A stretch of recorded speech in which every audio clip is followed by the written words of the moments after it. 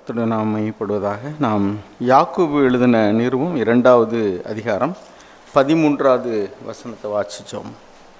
யாக்கோபு 2:13.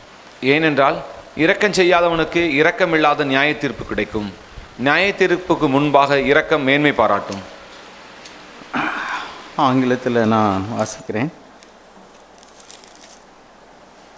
For judgment will be merciless to one who has shown no mercy. யார் இரக்கம் காட்டவில்லையோ அவர்களுக்கு நியாய தீர்ப்பு இரக்கமில்லாததாக இருக்கும் என்று நான் வாசிக்கிறோம். அருமையானவர்களே, தேவன் நமக்கு எவ்வளவு இரக்கம் பாராட்டி இருக்கிறார் என்ற உணர்வு அநேக நேரங்களில் நமக்கு இருக்கிறதில்ல. மத்தேயு எழுதின சுவிசேஷம் 18ஆம் அதிகாரத்தில் மன்னிக்கிறது குறித்ததான ஒரு காரியத்தை நான் வாசிக்கிறோம். மத்தேயு 18 2 பேர், அதாவது அடிமைகள், அதில் 23வது வசனத்தை வாசிங்க. எப்படியெனில் பரலோக ராஜ்யம் தன் ஊழியக்காரரிடத்தில் கணக்கு பார்க்க வேண்டும் என்ற ஒரு ராஜாவுக்கு ஒப்பாயிருக்கிறது. ஆக 2 வேலைக்காரர்கள். ஒரு வேலைக்காரன், இந்த கதை நமக்கு தெரியும். ஒரு வேலைக்காரனுடைய கணக்கை பார்க்கும் பொழுது அவன் திரளான கடன் கொடுக்க வேண்டியிருக்கு. உடனே அந்த எஜமான் என்ன சொல்கிறான்னா, அவனுடைய மனைவி பிள்ளைகளை எல்லாம் விற்று, அடிமையாக விற்று, நீ எனக்கு கொடுக்க வேண்டிய கடனை கொடுத்து தீர் என்று சொல்கிறான். அப்பொழுது அவன் சாஷ்டாங்கமாக விழுந்து பணிந்து, என்னிடத்தில் இரக்கமாக இருங்க ஐயா, நான் எப்படியாவது உங்களுடைய கடனை எல்லாம் கொடுத்து தீர்த்துறேன் அப்படின்னு சொல்கிறான். அப்பொழுது அங்கே 27வது வசனத்தில் வாசிக்கிறோம், அந்த lord of that slave felt compassion. அந்த ஊழியக்காரனுடைய ஆண்டவன் மனது இறங்கி அவனை விடுதலை பண்ணி அவன் கடனையும் அவனுக்கு மன்னித்து விட்டான். இது தெரியும். அவன் போய் வெளியில் அவனிடத்துல கொஞ்சம் கடன்பட்ட ஒருவனை அவனால் மன்னிக்க முடியாமல் அவன் கழுத்தை பிடித்து நெரித்து, என் கடனை எல்லாம் கொடுத்து தீர் என்று கேட்கிறான். அதே மாதிரி அவனும் கூட அவனுடைய பாதத்தில் விழுந்து, தயவுசெய்து எனக்கு மன்னிங்க, எப்படியாயிலும் நான் அந்த கடனை எல்லாம் கொடுத்து தீர்த்துடுறேன், எனக்கு பொறுமையாக இருங்கன்னு சொல்லி கேட்குறான். ஆனால் 30வது வசனம் வாசிங்க. அவனோ சம்மதியாமல் போய் அவன் பட்ட கடனை கொடுத்து தீர்க்கும் அளவும் அவனை காவலில் போடுவித்தான். He was unwilling. அவன் இரக்கம் காண்பிக்க அவனுக்கு விருப்பம் இல்லை. அவன் கடனை எல்லாம் கொடுத்து தீர்க்க மட்டும். அப்போ என்ன அர்த்தம்னா, அந்த பெரிய எஜமான் அவனுக்கு திரளான கடன்களை மன்னித்ததை he has taken it granted. அது அவனுக்கு சாதகமாக எடுத்துக்கொண்டான். அதனுடைய சாமர்த்தியத்தினால அவன் மன்னிக்க பெற்று விட்டான். நான் இவனை மன்னிக்க முடியாது. இதுவும் ஒரு சாமர்த்தியம். இப்போ முடிவு எப்படி வருது அப்படின்னா, 33வது வசனம், நான் உனக்கு இறங்கினது போல நீயும் உன் உடன் வேலைக்காரனுக்கு இறங்க வேண்டாமோ. 35, நீங்களும் அவனவன் தன் தன் சகோதரன் செய்த தப்பிதங்களை மனப்பூர்வமாய் மன்னியாமற் போனால் என் பரமபிதாவும் உங்களுக்கு இப்படியே செய்வார் என்றார். அநேக நேரங்களில் தேவன் நமக்கு மன்னித்ததை மறந்துட்டு, இப்பொழுது நாம் சில விஷயங்களில் நீதிமானாக நடந்தது நிமித்தம் யாராவது ஒருவர் நம்மக்கிட்ட தப்பு பண்ணிட்டாங்கன்னா உடனே நாம் அவங்கள கொடூரமாக கடன்காரர்களை மன்னிக்காதவர்களைப் போல நாம் அவர்களுக்கு மன்னிக்காதவர்களாக இருக்கிறோம். அப்பொழுது தேவன் நம்மை பார்த்து, இருதய கடினமுள்ள மனுஷனே, உனக்கு நான் எவ்வளோ மன்னித்திருக்கிறேன், எவ்வளோ நன்மை செய்திருக்கிறேன், நீ அதை மறந்து போய் உன்னிடத்தில் தவறு செய்தவனை நீ மன்னிக்காமல் இருக்கலாமா என்று கேட்கிறார். ஆக இந்த இரக்கம் என்பது அநேக காரியங்களில் நமக்கு வேண்டியதாக இருக்கிறது. உலகத்தில் ஏழை எளியவர்களை நாம் பார்க்குறோம். நீதிமொழிகள் 21ஆம் அதிகாரம் 13வது வசனம். நீதிமொழிகள் 21:13. ஏழை எளிய ஜனங்கள் ஏதாவது நமக்கு கிடைக்காதா என்று சொல்லி நம்மிடத்தில் உதவிக்காக கூக்குரலிடுகிறார்கள். 21:13 வாசிங்க. ஏழையின் கூக்குரலுக்கு தன் செவியை அடைத்துக் கொள்கிறவன் தானும் சத்தமிட்டு கூப்பிடும்போது கேட்கப்பட மாட்டான். He who succeeds here to the cry of the poor. ஏழை எளிய மனிதன் அவனிடத்தில் கூப்பிடும் பொழுது தன்னுடைய காதுகளை அடைத்து கொள்கிறான். அந்த சத்தம் கேட்காது போல, ஐயா சாமி அப்படின்னு கேட்டால் கூட தர்மம் கேட்பாங்க, பிச்சை கேட்பாங்க, உதவி கேட்பாங்க. நாம் கேட்காது போல் காதை அடைச்சிட்டு போனோம்னா அவனும் அப்படி கூப்பிடும் பொழுது will also cry himself and not be answered. அவன் கத்துவான், ஆனால் அவனுக்கு ஒரு பதிலும் கிடைக்காது. அப்போ நீ தேவன் தேவன்கிட்ட கூப்பிடும்போது தேவன் உதவி செஞ்சாருன்னா மற்றவங்க கூப்பிடும்போது நீனு உதவி செய். தேவன் உனக்கு மன்னித்தார்னா மற்றவங்களுக்கு நீனு மன்னிங்கள், அப்பொழுது உங்களுக்கு மன்னிக்கப்படும். நான் மன்னித்தா தேவன் உடனே நமக்கு மன்னிக்க வேண்டும்ன்றது அவசியம் கிடையாது. நம்ம மன்னிச்சிட்டா கண்டிப்பாக அவர் மன்னிக்கணும், அப்படி கிடையாது. ஆனால் தேவன் இரக்கத்தினால தான் நமக்கு மன்னிக்கிறார். நாம் மன்னிக்க வேண்டும் என்று அவர் எதிர்பார்க்கிறார். அதே இரக்கத்தை நான் உனக்கு கொடுக்கக்கூடிய அதே இரக்கத்தை நீ எனக்கு காட்டு, உன்னை காட்டில் எளியவரிடத்தில் காட்டு என்று சொல்கிறார். எனவே இரக்கமில்லாதவர்களுக்கு இரக்கமில்லாத நியாய தீர்ப்பு தான் கிடைக்கும் என்று வேதத்தில் தெளிவாக வாசிக்கிறோம். அப்போ மன்னிக்கிறதுல நம்ம இரக்கமுள்ளவங்களாக இருக்கணும். நாம் ஒரு காலத்தில் நன்மை எது தீமை எதுன்னு தெரியாமல் இருந்தோம். இப்போ தேவனுடைய இரக்கத்தினால நம்முடைய மனசாட்சி கூர்மையடைந்து பரிசுத்த ஆவியானவர் மூலமாக அநேக காரியங்களில் நம்ம வெளிச்சம் பெற்றிருக்கிறோம். அப்படி வெளிச்சம் பெற்று இப்பொழுது ஆண்டவருக்கு பிரியமாக நடக்கிறதுனால நம்மை நீதிமான்கள் என்று இப்பொழுது எண்ணும் பொழுது பெருமை நம்மை அறியாமலே நமக்குள்ளே விடுகிறது. I am right, yes. அப்போ மற்றவர்களை அற்பமாக எண்ணக்கூடிய ஒரு மனோபாவம் நமக்குள்ளே வருது. என்னுடைய வேதாகமத்தில் சாக்ஸ் சொன்ன ஒரு காரியம் நான் எழுதி வச்சுருக்கிறேன். அதில் என்ன எழுதியிருக்குனாக்கும், God is mighty but does not despise any. யோபு 36 5வது வசனத்தில் முன்பகுதி. யோபு 36 5. God is mighty but does not despise any. அவர் சர்வ வல்லமையுள்ளவராக இருந்தாலும் கூட யாரையும் அற்பமாக நினைப்பதில்லை. நாம் அநேக நேரங்களில் நம்மை காட்டிலும் வசதி குறைவாக உள்ளவர்கள், படிப்பிலே குறைவாக உள்ளவர்கள், அல்லது நம்மை நோக்கி உதவிக்காக கெஞ்சுகிறவர்களை நாம் அசட்டை பண்ணி அவருடைய சத்தத்துக்கு செவி கொடுக்காமல் போகும் பொழுது நாம் அவர்களை அற்பமாக எண்ணுகிறோம். ஏதாவது திக்கற்றவர்கள், விதவைகள், வயோதிகர்கள், சம்பாதிக்க முடியாதவர்கள், உடல் ஊனமுற்றவர்கள், மன வளர்ச்சி இல்லாதவர்கள், மனநிலை பாதிக்கப்பட்டவர்கள், அப்படியெல்லாம் நம்ம பார்க்கும் பொழுது எல்லாருக்கும் நம்ம உதவி செய்ய முடியாமல் போகலாம். ஆனால் நம்முடைய மனோபாவம் எப்படி இருக்கிறது? Do we feel compassion for them? அவர்களுக்காக மனதுருகுகிற தெய்வம் நம்மிடத்துலையும் மனதுருக்கத்தை எதிர்பார்க்குறார். நம்ம மனதுருகிறோமா?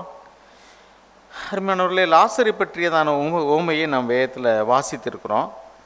அந்த லூக்கா எழுதின சுவிசேஷம், அதில் ஒரு காரியம் எனக்கு ஆச்சரியமாக இருந்தது. என்னென்னா, அந்த கதை ஐஸ்வர்யவான், ஒரு பிச்சைக்காரன், அப்படி தானே? அது பெக்கர் அண்ட் ரிச் மேன், அப்படி தான் என்னுடைய வேதாகமத்தில் எழுதியிருக்கு. Jesus tells about the rich man and the beggar. அந்த கதையில் ஆண்டவருடைய உண்மையில் பார்த்தா சில இது ஆச்சரியமாக இருக்கும். இந்த நல்ல குமாரன் கெட்ட குமாரன் சொல்கிறோமே, அந்த கதையினுடைய துவக்கத்தில் யார் கெட்ட குமாரன்? இளையகுமாரன். முடிவில் யார் கெட்ட குமாரன்? மூத்த குமார். அது மாதிரி இந்த கதையில் முதல்ல யார் பெக்கர்னாக்க, யார் பெக்கர்? லாசர். ஆனால் ரெண்டாவதாக யார் பெக் பண்ணுறா தெரியுமா?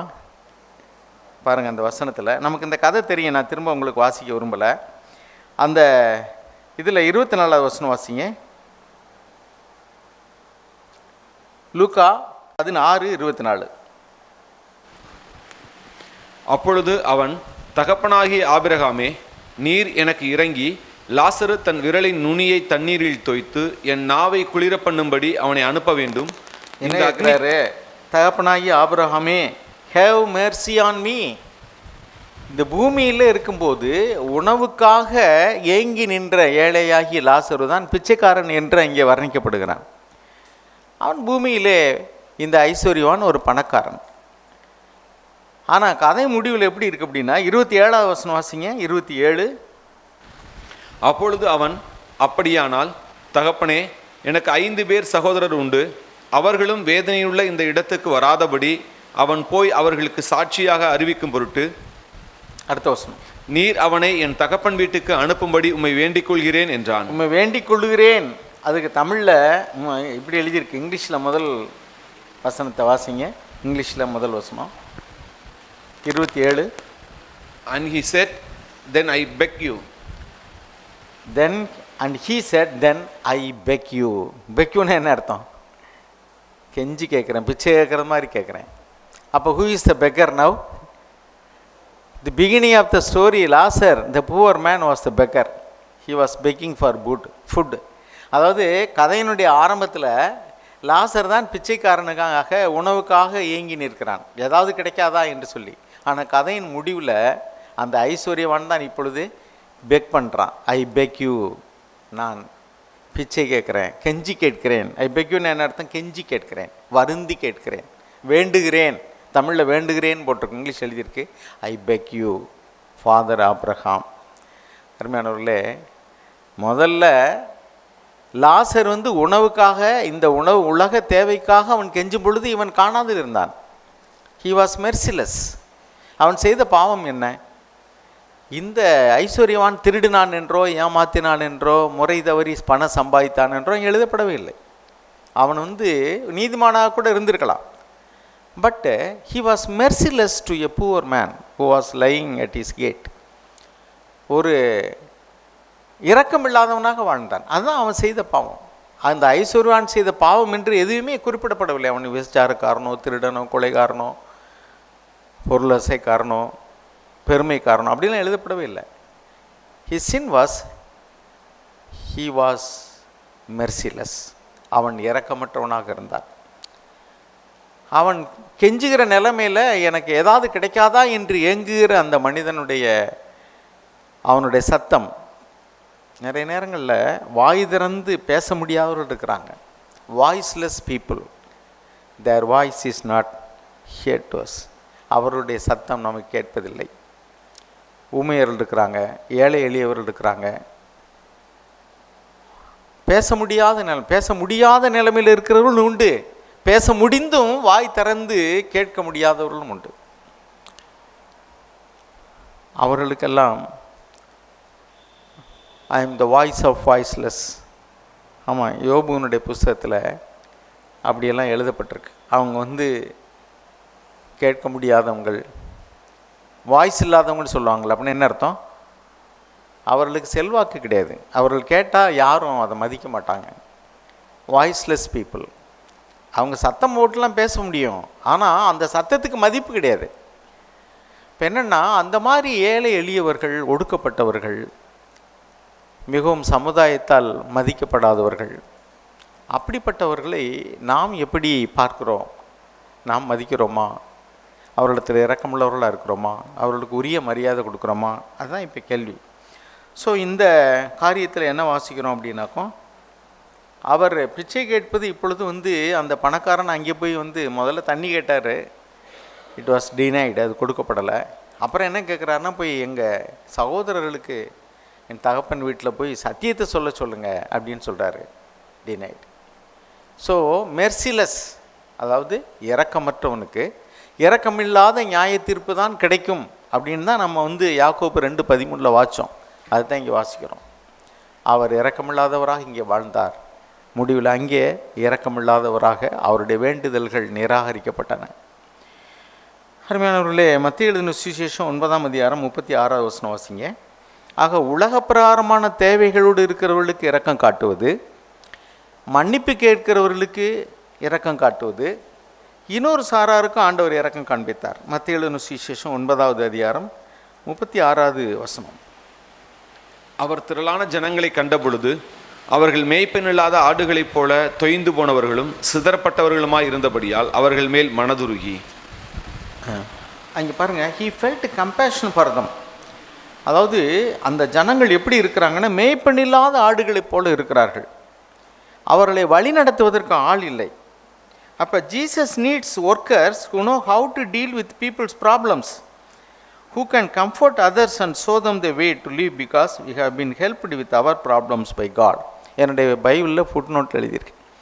ஏசு ஆண்டவருக்கு இன்றைக்கி இந்த பூமியில் அவருடைய ஜனங்களை வழி நடத்துவதற்கு, அவருடைய பிரச்சனைகளிலே அவர்களுக்கு ஆலோசனை சொல்லுவதற்கு, அவர்களுடைய மனக்கலக்கத்தில் அவர்களுக்கு ஆறுதல் சொல்லுகிறவர்களுக்கு, அவருடைய பிள்ளைகளுக்கு வழி நடத்துகிறதுக்கு, ஆறுதல் சொல்லுவதற்கு ஆட்கள் தேவை. ஹீ நீட்ஸ் மென். ஒரு காலத்தில் நாங்கள் கூட்டங்கள் நடத்தும் பொழுதெல்லாம் ஜீசஸ் நீட்ஸ் டிசைபிள்ஸ், இயேசுவுக்கு சீஷர்கள் வேண்டும் என்று தான் தலைப்பு கொடுப்போம். இன்றைக்கும் இயேசுவுக்கு ஆட்கள் வேண்டும். எதற்கு? குரலற்றவர்களின் குரலாய் ஒழிப்பதற்கு. வாய்ஸ்லெஸ் பீப்புளுக்கு வாய்ஸ், அவங்க சார்பாக பேசுவதற்கு, அவர்களுடைய சத்தம் யாருடைய காதில் கேட்கலையோ அவர்களிடத்தில் அவர்கள் சார்பாக பேசி அவர்களுக்கு இரக்கம் செய்வதற்கு, உதவி செய்வதற்கு. மன்னிக்கும்படி கேட்கிறவர்களுக்கு மன்னிப்பதற்கு இரக்கம் தேவையாக இருக்குது. உணவு இல்லாமல், உடை இல்லாமல், பார்க்க முடியாமல், தாங்களாக ஒரு வேலையை செய்ய முடியாது என்று உதவி தேவைப்படுகிற முதியவர்கள், ஊனமுற்றவர்கள், கண் தெரியாதவர்கள், பார்வையற்றவர்கள், இவர்களுக்கெல்லாம் இரக்கம் செய்வதற்கு நமக்கு அந்த மனதுருக்கமுள்ளதான ஒரு மனப்பான்மை நமக்கு வேண்டியதாக இருக்கிறது. அவர் God is a God of compassion. நம்முடைய தேவன் மனதுருகும் தேவன். அதான் நம்ம பாட்டு படிக்கிறோம், மனதுருகும் தெய்வமே ஏசையா. ஆக இங்கே மேய்ப்பனில்லாத ஆடுகளைப் போல அவர்களை வழி நடத்துவதற்கு ஆள் இல்லையே. சில இடங்களில் சபையாக கூடி வர்றாங்க, அவங்களுக்கு வழி நடத்துறதுக்கு ஆள் இல்லை. ஸோ மேய்ப்பன் இல்லாத ஆடுகளைப் போல இருக்கிறவர்களுக்கு நல்ல மேய்ப்பனாக செயல்படக்கூடிய மனதுருக்கம் உள்ள மனிதர்கள் ஆண்டவருக்கு தேவை. இன்றைக்கும் உலகத்தில் நிறைய பேர் இருக்கிறாங்க, தவறான உபதேசத்தினால மோசம் போகிறவர்கள், சரியாக வழி நடத்துறதுக்கு ஆள் இல்லாமல் அவர்களை இப்போ பாருங்கள், வேலை இல்லாதவர்கள் நிறைய பேர் இருக்காங்க, பட்டதாரிகள் மனிதர்கள்லாம் நிறைய வேலை இல்லாமல் இருக்காங்க. அந்த வேலை இல்லாத மனிதர்களுடைய அந்த கூக்குரலையே மூலதனமாக கொண்டு வேலை வாய்ப்பு தருகிறோம் என்று விளம்பரம் பண்ணி அவர்களிடத்தில் பணத்தை கறக்கிறோம் நிறைய இருக்காங்க. நாங்கள் உங்களுக்கு ஒரு ட்ரைனிங் தர்றோம், அதை படிச்சிங்கன்னா உங்களுக்கு வேலை கிடைச்சிரும். ஐயோ வேலை இந்த ட்ரைனிங் படித்தா நமக்கு வேலை கிடைக்குமாமே, உடனே போய் அவங்க கஷ்டத்தோடு கூட பணத்தை போய் கட்டி அந்த ட்ரைனிங் படிக்கிறாங்க, கடைசியில் வேலை கிடைக்கல. அப்போ இன்றைக்கி பாருங்கள், நிறைய பேர் பேப்பர்களில் விளம்பரம் பண்ணி இங்கே வேலை தர்றோம், அங்கே வேலை தர்றோம் அப்படின்னு ஏஜென்ட்டுகள் போல் செயல்படுறாங்க. முடிவு என்னென்னா, வேலை இல்லாமல் கஷ்டப்படக்கூடிய அவனுடைய கஷ்ட மனப்பான்மையே தங்களுக்கு சாதகமாக பயன்படுத்தி அவர்கள் ஆதாயம் பார்க்கிறார். இப்படி தான் அநேக நேரங்களில் மனிதர்கள் இருக்கிறார்கள். இவர்களுக்கு உதவி செய்யும்படிக்கு இரக்கமுள்ள மனிதர்களே ஆண்டவர் தேடுகிறார். இன்னொரு இடத்துல வாசிக்கிறோம் இதே மாதிரியான ஒரு வார்த்தையில் இன்னொன்று, மார்க் எழுதின சுவிசேஷம் 6வது அதிகாரம் 34வது வசனம் வாசிங்க. மார்க் 6:34. இயேசு கரையில் வந்து அநேக ஜனங்களைக் கண்டு அவர்கள் மேய்ப்பனில்லாத ஆடுகளைப் போல் இருந்தபடியால் அவர்கள் மேல் மனதுருகி அநேக காரியங்களை அவர்களுக்கு உபதேசிக்க தொடங்கினார். பாருங்க, அங்கே மேய்ப்பனில்லாத ஆடுகள் இருக்கிறாங்கன்னு அறுப்பு மீதி எஜமான் வேலையாட்கள் கம்மி, அதுக்காக ஜெபம் பண்ணுங்கன்னு ஆண்டவர் சொல்கிறார். ஜெபம் பண்ணுங்க, இப்படி ஆட்கள் தேவை, அறுப்பு மிகுதியாக இருக்குது அப்படின்னு அநேக ஆட்களை விசாரிக்கிறதுக்கான மேய்ப்பர்களுடைய இருதயம் உள்ள ஜனங்கள் இல்லை, அதுக்காக ஜெபம் பண்ணுங்கிறாரு. இந்த இடத்துல அதே மாதிரியான ஒரு வார்த்தை தான், மேய்ப்பன் இல்லாத ஆடுகள். ஆனால் அவங்க என்ன சொல்கிறாருன்னா, அநேக காரியங்களை அவர்களுக்கு உபதேசிக்க தொடங்கினார். he taught them, he began to teach them many things. உடனே அவர்களுக்கு தானே அந்த மேய்ப்பனில்லாத ஆடுகளுக்கு நல்ல மேய்ப்பனாக இருந்து போதிக்கிறவராக, அவர்களுக்கு தேவையான மேய்க்கக்கூடிய, அப்படின்னா இந்த இடத்துல உலக பிரகாரமான புல்லை செடியை மேய்க்கக்கூடிய ஆடுகளுக்கு அல்ல, மேயக்கூடிய ஆடுகளுக்கு அல்ல, வார்த்தையை தேவைப்படக்கூடிய மனிதர்களைத்தான் இங்கே ஆடுகள் என்று வாசிக்கிறோம். அவர்களுக்கு அந்த வார்த்தை என்ன தேவையோ அந்த வார்த்தையை அவர்களுக்கு உபதேசித்தார். எனவே தேவனுடைய இரக்கம் என்பது பல வழிகளில் மனிதர்களுக்கு தேவையாக இருக்கிறது. ஒன்று உலக பிரகாரமான உணவு, உடை, உறைவிடம், அதே மாதிரிக்கு வழிகாட்டுறதுக்கு ஆட்கள் தேவையாக இருக்குது. கண் தெரியாதவர்களுக்கு, தங்களுடைய பிரச்சனைகளை தீர்த்து கொள்ள வழி தெரியாதவர்களுக்கு ஆலோசனை சொல்லி வழி நடத்த ஆட்கள் தேவையாக இருக்குது. இது எல்லாத்துக்குமே இரக்கமுள்ள மனிதர்கள் தேவை. மன்னிக்கிறதுக்கு இரக்கமும் மனதுருக்கமுள்ள மனிதர்கள் தேவை. அதற்கு அப்பாற்பட்டு சத்தியத்தை அறிந்தும் அவர்களை வழி நடத்துவதற்கு ஆள் இல்லாத இடத்துல அவர்களை நடத்துவதற்கு நல்ல மேய்ப்பனாக ஆட்கள் தேவை. மனதுருக்கமுள்ளவர்களாக இருக்க வேண்டும். உணவில்லாமல் இருக்கிறவர்களுக்கு உணவு கொடுக்கும்படி மனதுருகினார். ஐயோ, அவங்க 3 நாளாக பசியோடு இருக்கிறார்கள், ஒன்றும் சாப்பிடலையே, பட்டினி பசியாக இருக்கிறாங்களே, அவர்கள் மேல் மனதுருகினார். ஆக இறக்கப்படுவதற்கு பல காரியங்கள் இருக்குது. மனிதர்களுடைய உலக பிரகாரமான தேவைகளுக்காக, மன்னிக்கிறதுக்காக, அவர்களுக்கு ஆறுதல் சொல்வதற்காக, அவர்களுடைய குரலாக ஒலித்து மற்றவர்களிடத்தில் அவர்களுடைய காரியங்களை பரிந்து பேசுவதற்காக, இப்படி நிறைய காரியங்களில் உதவி செய்யும்படி இரக்கமுள்ள மனிதர்களை ஆண்டவர் தேடுகிறார். இன்னொரு காரியம், மத்தேயு எழுதின சுவிசேஷம் 5ஆம் அதிகாரம் 7வது வசனம் வாசிங்க. மத்தேயு 5:7. இரக்கமுள்ளவர்கள் பாக்கியவான்கள், அவர்கள் இரக்கம் பெறுவார்கள். அப்போ அங்கே என்ன வாசிக்கிறோம்? இரக்கமில்லாதவர்களுக்கு இரக்கமில்லாத நியாய தீர்ப்பு கிடைக்கும்னு வாசிக்கிறோம். இங்கே அதற்கு நேர்மறையான ஒரு ஸ்டேட்மெண்ட் என்னன்னா, இரக்கமுள்ளவர்கள் இரக்கம் பெறுவார்கள். இரக்கமில்லாதவர்களுக்கு இரக்கமில்லாத நியாய தீர்ப்பு. இங்கே அது நியாய தீர்ப்புக்கு முன்பாக இரக்கம் மேன்மை பாராட்டும். இங்கே என்ன வாசிக்கிறோம்னா, இரக்கம் உள்ளவர்களுக்கு இரக்கம் கிடைக்கும். மத்திய எழுதின சுவிசேஷம் 6வது அதிகாரம் 14-15 வசனம் வாசிங்க. மத்திய 6:14-15. If you forgive others for their transgressions. 6:14. மத்திய 6:14 வாசிங்க. சில இடங்களில் நான் மிகவும் வருந்தத்தக்க விஷயங்களை நான் கண்டிருக்கிறேன். சில சபைகளுடைய பிரச்சனைகளை கையாளும் போது தாங்கள் பெரிய தப்பிதங்களை பண்ணி இருந்து மன்னிப்பு பெற்றவர்கள் கூட மற்றவருடைய தப்பிதங்களை மன்னிக்கக்கூடிய ஒரு பொசிஷனில் இருக்கும்போது அவர்கள் இரக்கம் காட்டுவதில்லை. அவர்கள் மிக லீகலிஸ்டிக்காக. யோவான் எழுதின சுவிசேஷம் 8ஆம் அதிகாரத்தில் விபச்சாரத்தில் ஒரு பெண்ணை கையும் மெய்யுமாக பிடித்து கொண்டு வந்தார். அப்பொழுது அந்த பெண் கூனி குறுகி எல்லாருக்கும் முன்னாடி வெட்கப்பட்டு நிற்கிறாள், துக்கத்தோடு நிற்கிறாள், கண்ணீரோடு நிற்கிறாள். அவள் மேல் கல்லெறியும்படி நிறைய பேர் சொல்லுகிற வார்த்தை என்னன்னா, மோசேயினுடைய நியாயப்பிரமாணம், இப்படிப்பட்டவளை கல்லால் எறிந்து கொள்ள வேண்டும், நீர் என்ன சொல்லுகிறீர் என்று. அப்பொழுது ஆண்டவர் சொல்லக்கூடிய வார்த்தை நமக்கு தெரியும். உங்களில் யார் இந்த பாவத்தை செய்யவில்லையோ அவர்கள் முதலாவது கல்லை எறிய கடவர்கள். எறிய வேண்டான்னு சொல்லலை, மோசே சொன்னதை செய்ய வேண்டான்னு சொல்லலை, நீ அந்த பாவத்தை செய்யவில்லை என்று சொன்னார். அப்படின்னா இவள் மேல் கல்லெறிவதற்கான தகுதி உனக்கு இருக்கிறதா? மோசே சொன்னது உண்மைதான், நீ கல்லை எறியலாம், எரி. அவள் அந்த பாவத்தை செய்திருக்கிறாள், அந்த கல்லெறிந்து கொல்லப்படுவதற்கு தகுதியானவள் தான். ஆனால் கல் எறிவதற்கான தகுதி உனக்கு இருக்கிறதா என்பதை பார். ஒருவருமே கல்லெறியலை. அப்படின்னு என்ன அர்த்தம்? அவர் சொன்ன வார்த்தை ஒன்று தான், உங்களில் யார் இந்த பாவத்தை செய்யவில்லையோ அவர்கள் முதலாவது கல்லை எறினா, முதலாவது கல்லை எறியதுக்கு யாருக்குமே தகுதி இல்லைன்னா எல்லாருமே அந்த பாவத்தை செய்திருக்கிறார்கள் தானே என்று அர்த்தம்.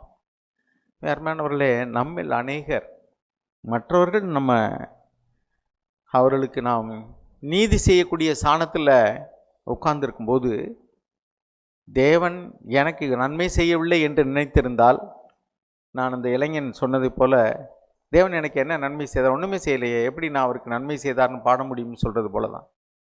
ஏன்னா கண் சொருகி போன குருடர்கள். பேதுரு எழுதுவார், தேவன் உங்களுக்கு என்ன செய்திருக்கிறாருங்கிறத நினைத்து பார்க்க முடியாத நன்றி இல்லாதவர்களும், எவ்வளவு பெரிய பாவங்களை மன்னித்து தேவன் உங்களை பிள்ளை என்று சொல்லி அழைத்தார். பாவிகளும் நீசரும் துரோகிகளுமாய் இருந்த நம்மை தேவன் தன்னுடைய பிள்ளைகள் என்று சொல்வது எவ்வளவு பெரிய காரியம். How great is that? ஆனால் அதையெல்லாம் மறந்து கண் சொருகி போன குருடர்களாய் ஒரு பாவமும் செய்யாமல் பிறப்பிலிருந்தே ஒருவேளை நீங்கள் மறுபிறப்படைந்த பின்னாடி, ரட்சிப்படைந்த பின்னாடி நீங்கள் ஒருவேளை அநேக பாவங்களை செய்யாது இருந்திருக்கலாம். அப்படி நம்ம நீதிமான்கள் என்று சொல்ல முடியாது. ஏன்னா இன்னும் அநேக காரியங்களை நம்ம தவறுகளாக தான் இருக்கிறோம். ஆனாலும் மற்றவர்களுக்கு நியாய தீர்ப்பு கொடுக்கக்கூடிய ஸ்தானத்தில் உட்காரும் பொழுது விசுவாசிகளாக இருந்தால் அவர் மன்னிப்பு கேட்டால் மன்னிக்க வேண்டும், அவிசுவாசிகளாக இருந்தால் மன்னிப்பு கேட்காவிட்டாலும் மன்னிக்க வேண்டும். இயேசு நமக்கு காண்பித்த மாதிரி இதுதான், போதித்த காரியம் இதுதான். விசுவாசிகள் என்றால் மன்னிப்பு கேட்டால் மன்னிக்க வேண்டும், அவிசுவாசிகள் என்றால் மன்னிப்பு கேட்காவிட்டாலும் மன்னிக்க வேண்டும். ஏனென்றால் அவர்கள் அறியாமல் செய்கிறார். இதுதான் ஆண்டவர் நமக்கு காண்பித்த வழி. மன்னிக்கிறதுல நாம் இரக்கமற்றவர்களாக இருக்கிறோம். அநேக நேரங்களில் இறங்கி உதவி செய்வதில் இரக்கமற்றவர்களாக இருக்கிறோம், அல்லது கணக்கு பார்க்கறவர்களாக இருக்கிறோம். இன்னும் அருமையானவர்களே, நாம் எவ்வளோ ஆண்டவருக்குள்ளே வளர்ந்துருக்கிறோம் என்பது 2 சைடு இருக்குது. ஒன்று பாவம் செய்யாது வாழ்கிறது, இன்னொன்று நீதியையும் நன்மையும் செய்வது. ஒரு மைல் தூரம் போகிறதுங்கிறது தீமைக்கு தீமை செய்யாமல் இருப்பது. இன்னொரு பகுதி என்னென்னா நன்மை செய்வது. இந்த பகுதியில் நான் தேறினவனாக அல்ல, தேர விரும்புகிறவனாக பேசுகிறேன். அதுமாதிரி நம்ம ஒவ்வொருவரும் நம்ம நியாயந்திருத்து பார்ப்போம். நம்முடைய வீட்டில் அல்லது நம்மக்கிட்ட வேலை செய்கிறவங்க அல்லது நம்ம சந்திக்கக்கூடியதான மனிதர்கள், ஏழைகள், எளியவர்கள், ஊனமுற்றவர்கள், உதவியற்றவர்கள், வாய்ஸ்லெஸ், குரல் இல்லாதவர்கள், இவர்களுக்கு நாம் இறங்குகிறோமா? சத்தியத்தை அறியாமல் இருக்கிறவர்கள், சத்தியத்தையின்படி வழி நடத்துவதற்கு ஆள் இல்லாமல் தவிக்கிறவர்கள், இவர்களை ஆண்டவர் பார்க்கிற விதமாக நம்ம பார்க்குறோமா? அப்படி இருந்தோம்னு சொன்னால் நம்ம பாக்கியவான்கள். இரக்கமுள்ளவர்களுக்கு இரக்கமுள்ள நியாய தீர்ப்பு கிடைக்கும்,